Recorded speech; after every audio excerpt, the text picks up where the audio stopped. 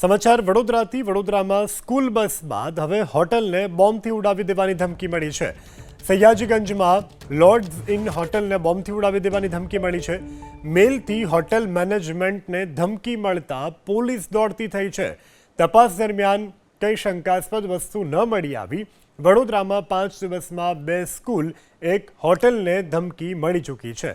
તો મેલ દ્વારા હોટલના મેનેજમેન્ટને ધમકી આપવામાં આવી હતી। ધમકીભર્યો ઈમેલ મળતા પોલીસ દોડતી થઈ। જો કે તપાસ દરમિયાન કશું વાંધાજનક ન મળી આવતા તમામે રાહતનો શ્વાસ લીધો છે। સમાચાર વડોદરાથી વડોદરામાં સ્કૂલ બસ બાદ હવે હોટલને બોમ્બથી ઉડાવી દેવાની ધમકી મળી છે। સયાજીગંજમાં લોર્ડ્સ ઇન હોટલને બોમ્બથી ઉડાવી દેવાની ધમકી મળી છે। મેલથી હોટેલ મેનેજમેન્ટને ધમકી મળતા પોલીસ દોડતી થઈ છે। તપાસ દરમિયાન કઈ શંકાસ્પદ વસ્તુ ન મળી આવી।